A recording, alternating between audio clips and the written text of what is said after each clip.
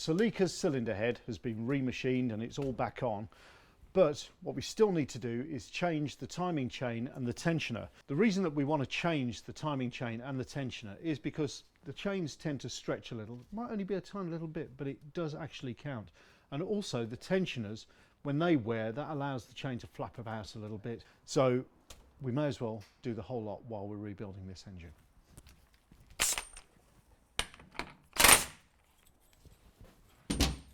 So let's get the pulley off. There we are. Get all these bolts off the front. Just give the casing a light tap.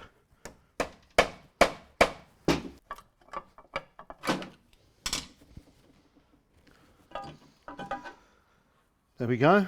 There's a casing. Nice and clean inside. Here we have the timing chain.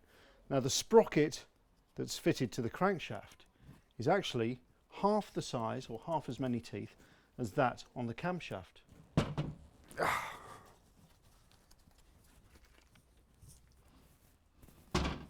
So right, I can see a mark on the sprocket down the bottom here. I see a couple of marks that actually have been made in there. I see one on the top here. So I'm guessing that if I turn this another half a turn, or maybe a full turn, we're going to bring these two marks into line. So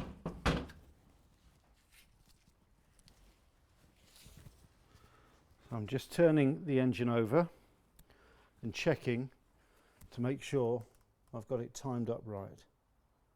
Around again, and as I just have a look inside the bottom of the engine, I can just see the piston coming up to the top. So there's top dead center, but we've got the valves actually closing, so we're not on the firing stroke of this particular piston. So up we go again. You can see travelling up the bore. So we have our engine roughly at the right point. Then we can start removing the actual timing chain and the tensioner itself. You can see the tensioner here.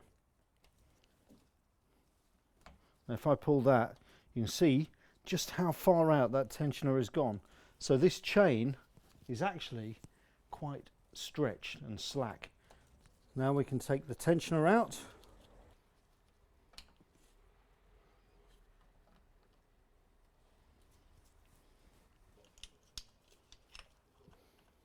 I might be able to get enough on just this sprocket, but I don't know.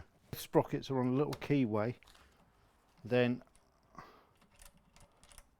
off comes the cam wheel. In fact, we can take the crankshaft sprocket off as well. So this is kind of how it all goes. All ready to accept our new gasket, which will go on something like so. So here we have the old tensioner with all the grooves on it, and the new tensioner, which is lovely and smooth and pristine. And also on the new tensioner you can see the oil feed. Now it's just this little orifice here, but oil is pumped into that, which goes behind the tensioner piston and pushes it out. So there's the oil feed, there's the tensioner. It's an oil fed tensioner. A lovely new chain with coloured links, top and bottom. So those little links help me to time everything up correctly. So what I can do, get my sprocket, and there's a little indentation on the sprocket which shows exactly where it should meet with the coloured link in the chain. So I can just pop that on there, and it's the same with the bottom one. And I know that those are roughly lined up. The theory should be, when I go to place these back on the crankshaft and camshaft respectively, it should all line up. And it does. Sprocket retaining bolt back in. Just give that a little nip up for now. So now I'm going to take my new tensioner with the oil feed and pop that back into place. That should all be roughly lined up. So get my 2 bolts.